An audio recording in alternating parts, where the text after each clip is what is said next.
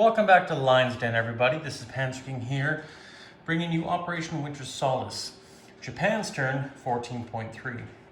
And Japan is a bit on the defensive this turn, and we'll have to see what they have planned to buy and what they are going to do in their aggressive attacks and defensive attacks. But before we do that, friends, we need to dial back history a bit, all the way back to the beginning of 1943 to when London fell. Because currently, right now, in the last 48 hours, the great generals of Hilltop, Jinx, and Panzer King have had a conference, and we have decided to re-roll London.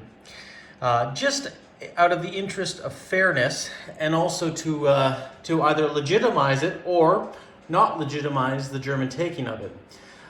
So what we're going to do here, because I made an error, and I take full responsibility on it because it really was my responsibility, was I thought I could take a plane from Sweden and Berlin, attack London, and because I don't have long-range aircraft, they can't land in the English Channel without assistance of aircraft carriers, which is what I built. But unfortunately, we looked in the rules and it was confirmed by even Morton, one of the biggest creators of Global War version 3, or Global War 36 version 3. And he said you can't do that. You can't land units on a ship that's being built because that's going to be on the place units phase. And the planes have to land before that. So no worries. So what we've decided to do to keep the turn as simple and as same as possible, and I've already talked to Jinx about this, and he's 100% on board, so this is a collective decision. Rather than wasting money on carriers I probably may never use, what we're going to do here is my buy is going to change. Both these would have cost me $8 because I had improved construction and I built them in one turn. We're going to just swap them out for an equal price unit, which will be 2 light cruisers. And we'll just put these guys in here for now. So that's what we're going to end up placing there in that C zone at the end, providing that we take London. If we don't take London, don't forget these ships are all being either built or in their non-combat phase, and they moved out from the English Channel. So we'll see how that turn goes. It's pretty confident I'm still going to have a victory. It just may not be a very good victory comparison to what I had before. So without further delay, guys, we're going to roll for that. But we're not going to be bringing the fighter from Sweden or Berlin. We're going to take the 5 fighters that we can reach last turn, roll them and attack them. And these fighters that are here, which aren't here now, we are going to place and move them into a non-combat after we've done the combat. But let's roll for London a second time, shall we? And what I'm going to do here is I'm going to try to set this up once again. So I'm going to be hands-free in this endeavor. And we should be able to see the dice. And if anything's not on camera, we'll make sure. So anyways, right now what we have is, we have 5 dice rolling at 6, 2 at 1, which are Marines, 1 airborne at 3. And then we have 2 infantry rolling at 5 because they're up 1 because of the city. We have 2 militia that are at 3 because they're up 1 because of the city. We're rolling anti-aircraft as well, 3 at 3, and we're going to be rolling the Princess Pats, which are normally at 2, but because they're in a city, they're also going to be rolling at a 3, and I have them all set up here on the board. So let's roll all the dice, shall we? At the exact same time, and see what we get. Okay, let's look at them right here. Now, he did get a hit on his plane, and I know you can't see that. So right there is 1 plane going down. They still get a hit this round, but we have 1 plane going down. We're going to keep that because that's going to be a casualty in this combat round. And what else did he get for hits? Looks like he only got 1 more hit, and that was on a militia. So he's got 2 hits on us in total. And what did we get back? Okay, so looks like our airborne got a hit. We have 1, 2, 3, 4 dice at 4, That's really good, and none there. So we have 1, 2, 3, 4, 5 hits on him. So he'll probably take the anti-aircraft gun first. Incidentally, I know I didn't say this, but Jinx did decide not to scramble, just like he did last turn. And we're going to take 1, 2, 3. So we're going to take the 2 militia off and the Princess Pats, leaving the 2 infantry. Now I have to take 2 casualties off as well. I will take one of the airbornes off and one of the Marines. Because this is not an amphibious action, I don't have to take the Marines off first. So one of them can stay as a ground unit. Sorry, actually, I just realized he got 2 hits. One of them was on a plane. So we actually have to take a plane off first, which means we'll take the airborne off, leave the 2 Marines. That is how we shall have it. So now he has 2 dice left. We have 4 planes left and 2 Marines. That should be it. Okay, so the airborne is off. We don't need to worry about that. The anti-aircraft is done. Their militia is done. The poor Princess Pats are gone. And that's all what's left. So let's just go back here and roll this once more.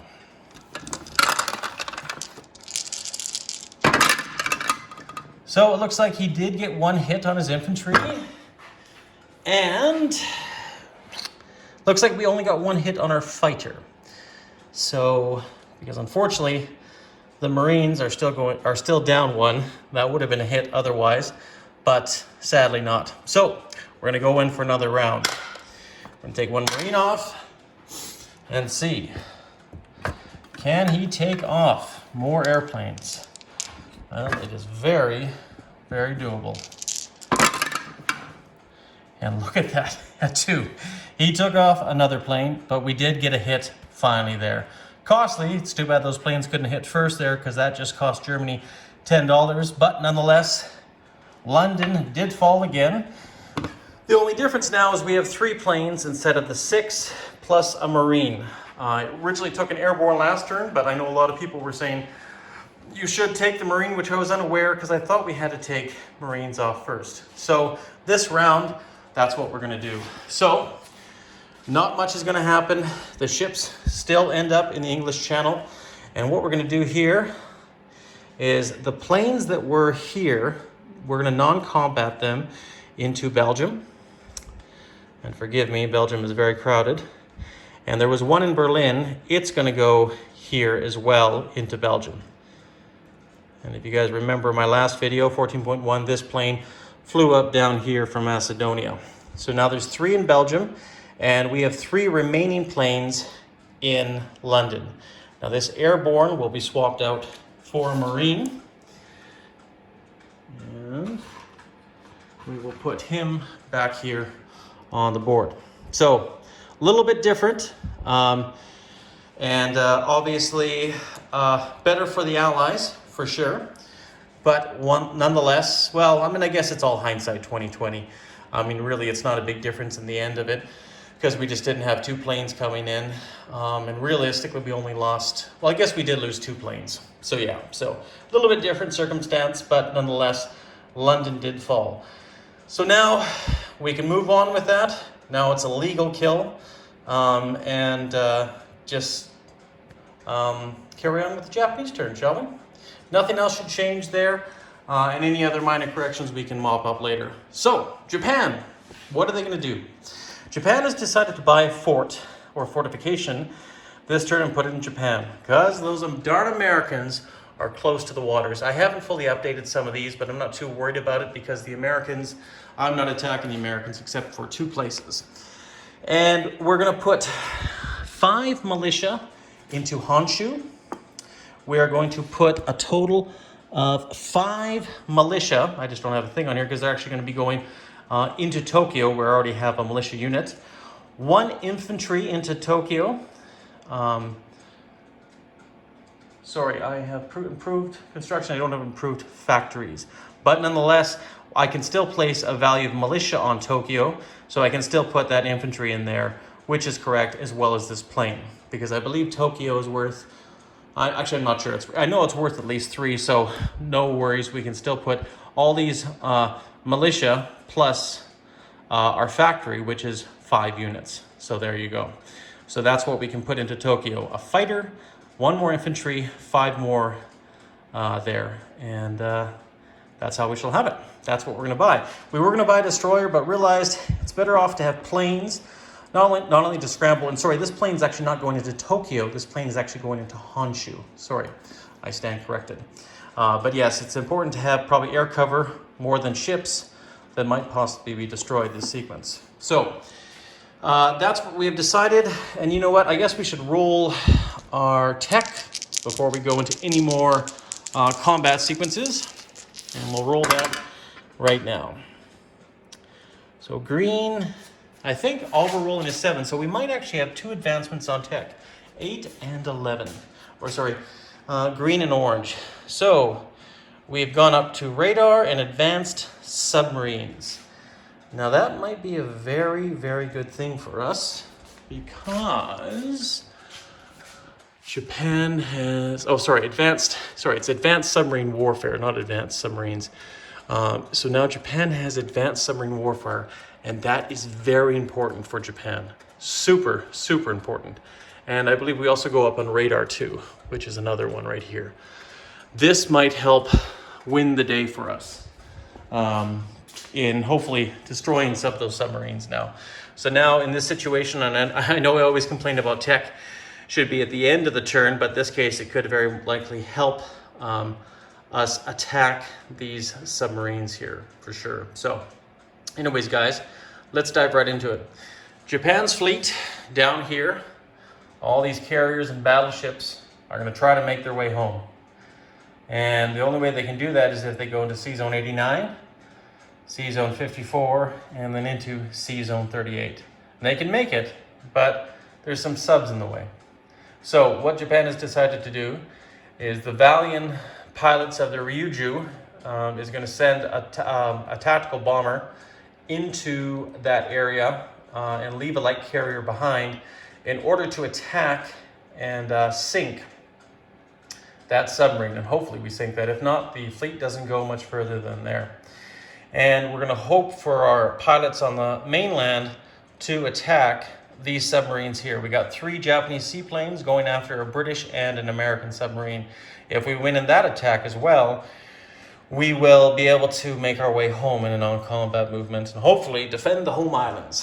But that remains to be seen first. So anyways, we have our buy. We've rolled our tech. Now what we're going to do is do our combat movements. Now, I'm trying to debate what to do here. Now, London's money has fallen, and these submarines here might be very valuable for me. And I don't know what to do with those submarines, to tell you the truth. We know we have a British fleet here. So what I could do is exactly what the Americans have done to me. And we could put up a screening force to hopefully protect our islands. So if this coastal sub can move into C-Zone 86, and this submarine here can move into C-Zone 85, and this submarine move into C-Zone 120, this will, let's see, that hopefully will put up enough defense because they can't go around without stalling, right? Around here without stalling. And if they attack here, then they can only go here and here. And like I say, they don't have any seaplanes here. And they might be able to attack one of this. But of course, I think they are going to end up stopping here because they can't range it. So this might be a good screening force, I hope, against our money islands in case the British try to get sneaky. So one attack here, and I know we'll probably do our naval attacks first, but just because it's easy and simple, we're going to attack Sarawak here and move in here and claim it for the Japanese Empire because it's basically just a walk-in. So that'll be $1 up for Japan, which should move us to $34. One attack we are going to do here is going to be, since this guy's virtually dead, he might as well go for an attack here because if he does win by a long shot, it'll be difficult for Australia to wipe him out without maybe taking out his plane or having to move in his motorized next turn. I figure it's worth a shot. We have a few other non-combat movements, but we're going to take a light carrier here. And I did say the Ryuju, so I think what we're going to do is just make the Ryuju available with a tactical bomber. And we're going to be attacking this submarine here in Sea Zone 89, as well as the destroyer in our fleet. And see what happens. So, if we're successful, great. Now, the reason why I bought a destroyer back home is because obviously that would be good if we can make it that far, but if we can't, we might have to end up stopping at Sea Zone 89, right? But that could still be a non-combat movement. And we're going to bring our seaplanes in there to attack Sea Zone 54, which I also already have on the battle board as well. So, let's get into combat, shall we? And let's roll for Australian troops. This guy will be attacking at 2, infantry attacking at 2, and the other infantry will be defending at 4. Misses. And it's a hit. So, he did a bonsai charge, didn't quite work out. So that means this poor devil in Australia will soon be ripe for the taking, unless I put a militia there. Which I guess I still could, but it's probably a waste. So that is done for that battle sequence into Australia. I figured it was worth a shot. Now, the critical one. We are going to be attacking a submarine. And the submarine's defending at 3, and we're attacking at a 7 and a 4. So the destroyer got a hit, submarine missed. So, victory.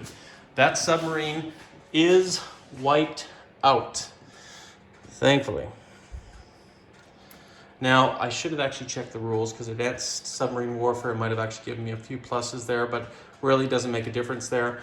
I'll have to check that in a bit. I might even have to pause the video just to double check if it becomes a real sequence here. But these guys right here are going to be attacking these subs. And this is where everything counts and where it is important, right? So, let's see what happens, shall we? So, 3 seaplanes. Now, if we ever wanted to roll low, this is the time to roll low. Let's see what happens.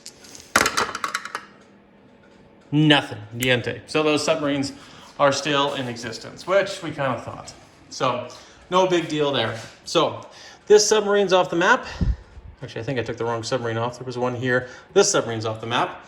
And we are going to move our entire fleet up there in a non-combat action, because we're done with all our attacks. And everything else will be non-combats. And I'll correct this all later to do that. So there you go. The whole fleet now is one step closer to Japan, just not close enough, unfortunately. So, not bad, I guess. So, non-combat movements, people. Destroyer in Sea Zone 106 is going to go 1, 2 into the Gilbert Islands.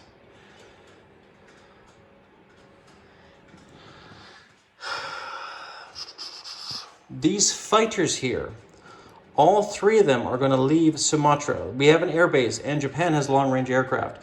So they can go a total of Sea Zone 1, 2, 3, 4, 5. Just trying to think whether I should land in Korea or Formosa, but we don't have an airbase in Formosa, so we can't scramble. So you know what we're going to do? We are short on a plane in our carriers here. So actually what we're going to do is we're going to send a plane there to the Akagi on our way home, so we can land there. And these other 2 planes are going to go back, and we're going to put them in Korea, or 1 in Korea and 1 in Kyushu. No, you know what? We're going to put both of them in Kyushu, because they can make it 1, 2, 3, 4, 5, 6, because we have long-range aircraft and an airbase, and they can move 4. So that's where those planes are going to go. They're going to end up in Kyushu.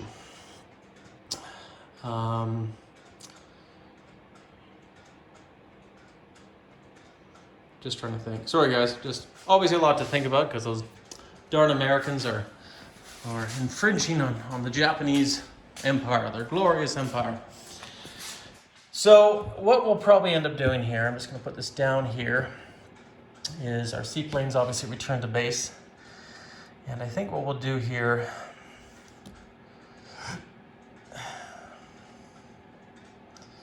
is maybe instead of Kyushu, they're going to land in Honshu. Right? I just need to see what is Tokyo worth.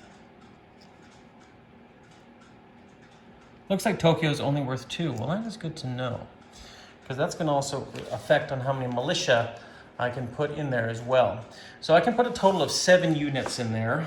So I'm still going to put in my 5 militia, giving me 2 more spaces. So I can build 3 militia in the factories and 2 more spaces left, which will give me 1 more infantry in Tokyo, just to protect the homeland. And we're going to build 1 fighter in Tokyo, which also has an airbase, just like Honshu has an airbase. Now we have remaining infantry here.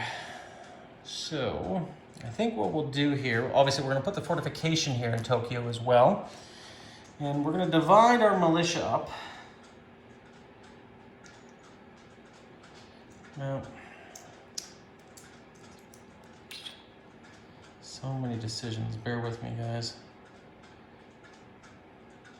You know what? I think we'll just change this around. We're going to put 4 militia into Honshu. All right. That gives us 1 more, but we're actually going to take the militia out of Tokyo, which may be a good idea or not a good idea. And we're going to put 2 down here in Kyushu. You got limited resources, you got limited resources. And hopefully that'll be one of the best defenses I can put up for the island for now. Or at least what Japan can afford until our navy can return to home waters. And I think that's it, guys. That's Japan's turn in a nutshell. It was probably a little bit longer than you guys thought, but you know what? I had to think about it. Don't think I've missed anything. No strange non-combat movements, no strange people anywhere. So I think we're good, guys. And that being said, I'm going to pass this on now to Jinx, Fortress Jinx, who I know he's got a world of problems right now after London being fallen and the Russians attacking the British Midlands and this major battle that could be happening down here in the Middle East, as well as the CCP in India. But the Japanese have their own problems, and I'm sure the Americans are just itching to exploit it. So, Panzer King here in the Lion's Den, bringing you an end to Japan's turn, and go check out Fortress Jinx's channel, 14.4, the British and Free French turn, guys. Take care, everybody, and you guys all stay classy.